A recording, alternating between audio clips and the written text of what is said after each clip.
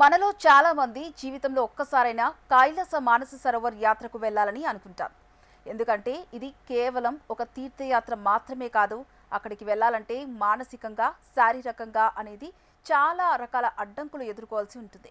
అందుకే ఇక్కడికి వెళ్లే ముందు ఈ విషయాలను తప్పక తెలుసుకోవాలి.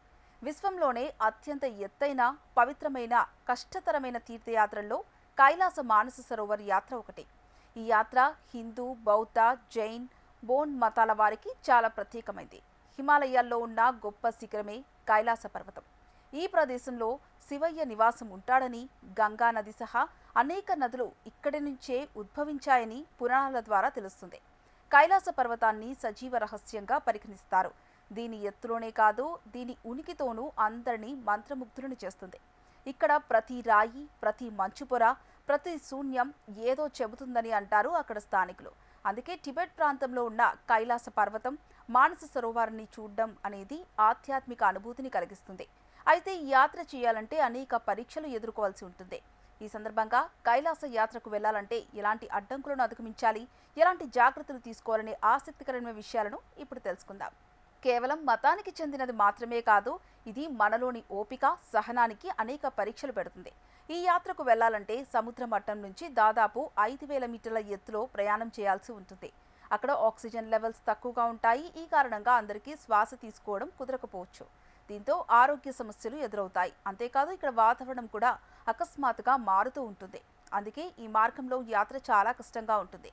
బలమైన గాలులు, మంచు కడగడం, ఇతర సమస్యలు ఎదురవుతూ ఉంటాయి.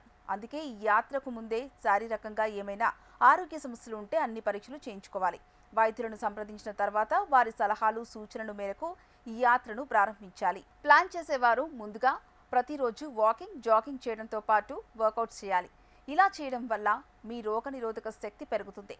అలాగే సరైన సమయానికి మంచి ఆహారం తీసుకోవాలి. ఈ యాత్రకు వెళ్ళడానికి కనీసం 3 నుంచి 6 నెలల ముందు నుంచే మీ ఫిట్నెస్ పై ప్రత్యేక శ్రద్ధ వహించాలని నిపుణులు చెబుతున్నారు. కైలాస మానస సరోవర్ యాత్రకు వెళ్లే ముందు మే, జూన్ నెలలలో సమయం అనుకూలంగా ఉంటుంది. ఈ సమయంలో అక్కడ ప్రయాణం చేసేందుకు వాతావరణం అనుకూలంగా ఉంటుంది. జూలై, సెప్టెంబర్ మధ్య కాలంలో వర్షాకాలం కారణంగా అక్కడి మార్గంలో ప్రయాణించేందుకు చాలా కష్టంగా ఉంటుంది. ఇక సెప్టెంబర్ నుంచి ఏప్రిల్ వరకు ఎక్కువగా మంచు ఉంటుంది.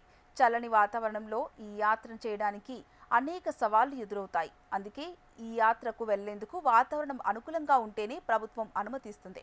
లేదంటే ఈ మార్గంలో ప్రయాణాన్ని నిషేధిస్తుంది. ఎవరి అనుమతి తీసుకోవాలి? కైలాస మానస సరోవర్ యాత్రకు వెళ్లేందుకు మీ దగ్గర ప్రభుత్వ అనుమతి తీసుకోవాలి. అలాగే పాస్పోర్ట్, వీసా తప్పనిసరిగా ఉండాలి. ఈ ప్రయాణం అంతా టిబెట్ దేశం నుంచి ఉంటుంది కాబట్టి చైనా గ్రూప్ వీసా, టిబెట్ దేశ జర్నీ పర్మిషన్ తప్పనిసరిగా ఉండాలి. వీటికి దరఖాస్తు చేసుకున్న తర్వాత ఆమోద ప్రక్రియకు చాలా సమయం పడుతుంది కాబట్టి అన్ని డాక్యుమెంట్స్ ముందుగానే రెడీగా ఉంచుకోవాలి. గ్రూపులుగా వెళ్లడం మంచిది. దీనికోసం ప్రభుత్వం గుర్తింపు కలిగిన ఏజెన్సీలను సంప్రదించాలి.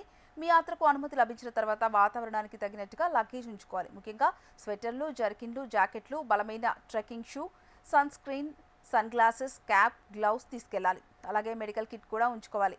ఇక్కడ అందించిన భక్తి సమాచారం, పరిహారాలన్నీ మత విశ్వాసాలపై ఆధారపడి ఉన్నాయి. ఇవి కేవలం ఊహల ఆధారంగా ఇవ్వబడింది.